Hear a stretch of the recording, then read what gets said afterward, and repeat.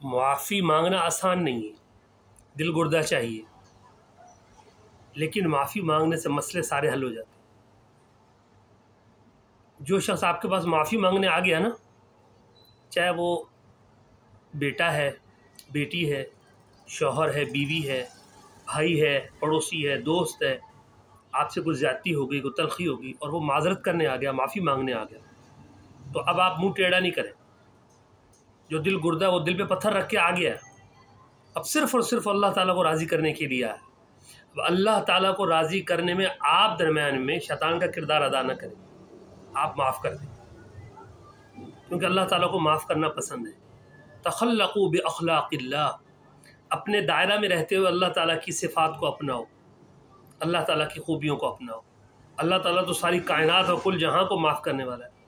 آپ اپنے بھائی کو معاف نہیں کر سکتے، اپنے بیٹے کو معاف نہیں کر سکتے، اپنی بیوی کو معاف نہیں کر سکتے، بیوی ہے تو اپنے شوہر کو معاف نہیں کر سکتی، اپنے عزیز و اقارب پڑوسی کو معاف نہیں کر سکتے، اپنے شاگرد کو معاف نہیں کر سکتے، اپنے ماتحت ملازم مزدور کسی کو معاف نہیں کر سکتے۔ آپ بتائیے تو پھر آپ کے اندر کون سی مسلمانی اور کون سا ایمان ہے؟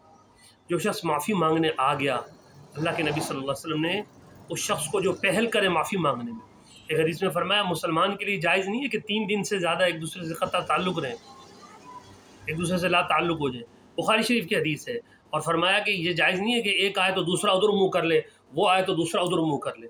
فرمایا ان میں افضل اور خیر اللہ کو پسند وہ ہے جو پہل کر لے سلام کرنے میں، جو صلح کرنے میں پہل کر لے، جو آگے بڑھ کے سلام کر لے، جو آگے بڑھ کے معذرت کر لے، جو آگے بڑھ کے معافی مانگ لے، جو آگے بڑھ کے جلدی صلح کرنے میں، یہ اللہ کو زیادہ پسند ہے۔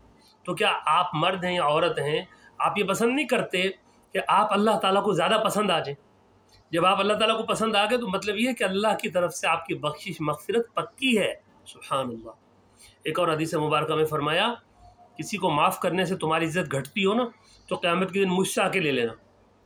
اللہ کے نبی صلی اللہ علیہ وسلم فرمایا جھکنے سے، اگر تم جھک گئے، تم نے جھک کے معذرت کر لی اور اپنے آپ کو تم نے جھکا لیا، تمہاری عزت گھٹ گئی تو اللہ کے رسول صلی اللہ علیہ وسلم فرما رہے ہیں مجھ سے لے لینا۔ خدا کی قسم کھا کے کہہ رہا ہوں کہ یہ شیطانی وسوسہ ہے کہ اگر میں نے معذرت کر لی تو میں ذلیل ہو جاؤں، میں نے معذرت کر لی تو میری عزت گھٹ جائے گی، میں نے معذرت کر لی تو میں جھک گیا تو میری بے عزتی ہو جائے گی، میری ناک کٹ جائے گی۔ اللہ کے حبیب صلی اللہ علیہ وسلم فرما رہے من تواضع للہ رفعہ اللہ، جو جھکتا ہے اللہ اسے بلندیاں عطا کرتا ہے، اور جو اکڑتا ہے وہ ذلیل و خوار ہوتا ہے۔ لہٰذا معذرت کرنے میں پہل کریں، اور بالفرض کوئی معذرت کرنے آپ کے پاس آ گیا تو پھر آپ منہ ٹیڑھا نہیں کریں، پھر آپ معافی کو قبول کریں، آگے بڑھ کر مرحبا کہیں، خوش آمدید کہیں، پہلی باتوں کو بلائیں، تبھی صلح ہو سکتی ہے۔ دیکھیں حضرت یوسف علیہ السلام، ان کے والد حضرت یعقوب علیہ السلام اللہ کے نبی، ان کے والد حضرت اسحاق علیہ السلام اللہ کے نبی، ان کے والد حضرت ابراہیم علیہ السلام اللہ کے نبی، نبی اور رسولوں کی اولاد ہیں اور خود بھی نبی ہیں حضرت سیدنا یوسف علیہ السلام۔ قرآن پاک میں پورے سورہ یوسف، ان کے حضرت یوسف علیہ السلام اور حضرت بنیامین حضرت یعقوب علیہ السلام کی ایک زوجہ سے دونوں بھائی تھے، دوسری زوجہ تھے، دوسرے بھائی تھے، 10 الگ تھے۔ ان بھائیوں نے حضرت یوسف علیہ السلام کے ساتھ کیا سلوک کیا؟ اپنے والد حضرت یعقوب علیہ السلام سے جھوٹ بولا، قرآن شریف میں موجود ہے، سورہ یوسف کو آپ پڑھیں، شروع میں آپ کو مل جائے گا۔ جھوٹ بول کے گھر سے جی ہم ان کو کھیلنے کے لیے جا رہے ہیں، ہم پیار کریں گے، پکڑ کے گلے لگاتے تھے، محبت کرتے تھے، چومتے تھے والد کے سامنے کہ ہم کھیلنے جا رہے ہیں، ہم ان کو بھی ساتھ لے کے جائیں گے۔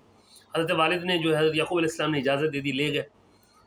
گھر جیسے حضرت یعقوب علیہ السلام کی نظروں سے دور ہوئے، ایک دم لات ماری، اور یوسف پیارے یوسف علیہ السلام بچے تھے 5 6 7 8 سال کے، ادھر پھینکا۔ تفسیروں میں لکھا ہے، حدیثوں میں لکھا ہے کہ ان بھائیوں نے یوسف علیہ السلام کو فٹ بال کی طرح بنا لیا، کوئی ادھر سے لات مارتا تھا، کوئی ادھر سے لات مارتا تھا، کوئی ادھر سے مکہ مارتا تھا، کوئی ادھر سے مکہ مارتا تھا۔ ایک بچہ جو پیغمبروں اور رسولوں کی اولاد ہے، ان کے سکے بھائی ان کے ساتھ یہ سلوک کر رہے ہیں، ان کے سکے بھائی ان کے ساتھ یہ سلوک کر رہے ہیں، اور پھر آگے جا کے کنویں میں ڈال دیا، کنویں میں پھینک دیا، پھر خود غائب ہو گیا، اور جا کے جھوٹ بولا والد سے، یہ بھیڑیا کھا گیا۔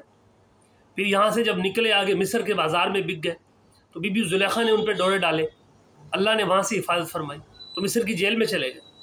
یہ سارا بھائیوں نے گھر سے جھوٹ بول کے نکالا تو آگے یہ سب ہو رہا ہے نا۔ پھر مصر کی جیل سے اللہ نے نکال کے مصر کی بادشاہ کے تخت پہ بٹھا دیا۔ پھر یہی بھائی جنہوں نے گھر سے جھوٹ بول کے نکالا، جنہوں نے مارا پیٹا، فٹ بال کی طرح ان کو مارا پیٹا، اور توبہ نعوذ باللہ، یہی بھائی ان کی خدمت میں پہنچے۔ جب ان بھائیوں کو پتہ چلا کہ یہ تو یوسف علیہ السلام ہے جن کو ہم نے کنویں میں ڈال دیا تھا، یہ تو وہ ہیں، تو بھائیوں نے کہا ہم سے غلطی ہو گئی۔ کہنے لگے اِنَّكَ لَأَنْتَ یوسف، آپ یوسف؟ قال انا یوسف وهذا اخی، جی ہاں میں یوسف۔ انہوں نے کہا کہ آپ یہاں کیسے؟ قد من اللہ علینا، اللہ نے ہم پہ احسان کیا۔ اللہ نے احسان کیا، وجہ کیا بنی؟ کہنے لگے دو وجہ بنی، انہ من یتقی، پرہیزگاری، ویصبر، اور صبر کرنا، فإن اللہ لا یضیع اجر المحسنین، اللہ کسی کا اجر ضائع نہیں کرتا۔ جب بھائیوں نے دیکھا ہم نے تو ان کو مارا پیٹا، ختم کرنے کی کوشش کی، بے نام و نشان کرنے کی کوشش کی، اللہ نے یہ شان دے دی، تو بھائی کہنے لگے، قرآن کہتا ہے سورہ یوسف میں، قالوا تاللہ لقد آثرک اللہ علینا وإن كنا لخاطئین، اللہ نے آپ پر احسان کیا، ہم سے غلطی ہوگی، ہمیں معاف کر دیں۔ فوراً معافی مانگی۔ تو حضرت یوسف علیہ السلام نے کیا فرمایا؟ قال لا تثریب علیکم اليوم، کوئی پکڑ نہیں، کوئی پکڑ نہیں، معاف کیا، فوراً معاف کر دیا، کوئی پکڑ نہیں۔ صرف یہی نہیں، یغفر اللہ لکم، اللہ بھی تمہیں معاف کر دے، میں نے معاف کیا، اللہ بھی معاف کرے، وہو ارحم الراحمین، وہ تو ہے ہی سب سے بڑھ کر ارحم الراحمین، رحم فرمانے والا۔ فوراً معاف کر دیا۔ ادھر بھائیوں کو دیکھیں، انہوں نے معافی مانگ لی، اور حضرت علیہ السلام نے یہ نہیں کہا کہ اچھا آج معافیاں مانگ رہے ہو، 30 سال سے، 7 سال سے، 17 سال سے، 40 سال سے میں اپنی امی اور اپنے پیارے باپ یعقوب علیہ السلام سے دور رہا، اب تم معافیاں مانگ رہے ہو، کس منہ سے معافیاں مانگ؟ نہیں، فوراً معاف کر دیا۔ جیسے انہوں نے کہا وَإِن كُنَّا لَخَاطِئِينَ، ہم خطا کار ہیں، فوراً شرمندہ بھی نہیں ہونے دیا، فرمایا نہیں میں نے معاف کر دیا، لا تثریب علیکم اليوم، کوئی تمہیں نہیں پوچھے گا، یغفر اللہ لکم، اللہ بھی تمہیں معاف کر دے، خود بھی معاف کیا، اللہ تعالیٰ کی بارگاہ میں بھی درخواست کی کہ یا اللہ میرے بھائیوں کو معاف کر دے۔ یہ ہے پیغمبرانہ شان۔ جس دن فتح مکہ ہوا، نبی اکرم رحمت دو عالم صلی اللہ علیہ وسلم کے سامنے سارے مشرک جو قریشی اور مکہ والے کھڑے ہوئے تھے، جنہوں نے مارا تھا، پیٹا تھا، گلے میں چادر ڈال کے گھسیٹا تھا، جنہوں نے پتھر مارے تھے، جنہوں نے زخمی کیا تھا، جنہوں نے صحابہ کو شہید کیا تھا، جنہوں نے شاب ابی طالب میں آپ صلی اللہ علیہ وسلم کو بند کر دیا تھا، جنہوں نے کھانا پینا بند کیا، کون سی تکلیف اور اذیت ہے۔ اما عائشہ صدیقہ فرماتی ہیں کہ سارے نبیوں کی تکلیفیں ایک طرف، حضور علیہ السلام فرماتے ہیں مجھے اکیلے کی تکلیفیں ایک طرف جو میری قوم نے مجھے دی، لیکن یہ سارے تکلیفیں دینے والے فتح مکہ کے دن سامنے کھڑے ہو کے کہنے لگے آپ بڑے رحیم ہیں، کریم ہیں، مہربان بھائی ہیں، ہمیں امید آپ اچھا سلوک کریں گے۔ بس آپ نے آگے بات ہی نہیں کی، میں ٹھیک ہے بس ٹھیک ہے، جاؤ، میں نے معاف کر دیا۔ جو یوسف علیہ السلام نے فرمایا تھا، میں وہی کہتا ہوں، لا تثریب علیکم اليوم، جاؤ تم سب کو معاف ہے، کوئی پکڑ نہیں، اور یغفر اللہ لکم، اللہ بھی تمہیں معاف کرے۔ یہ ہے پیغمبرانہ شان۔ میرے بھائیوں، دوستوں، شوہر اور بیوی میں لڑائی ہو سکتی ہے، ماں اور بیٹی، باپ اور بیٹے بیٹی میں ناراضگی ہو سکتی ہے، بھائیوں میں ہو سکتی ہے، پڑوسیوں میں ہو سکتی ہے۔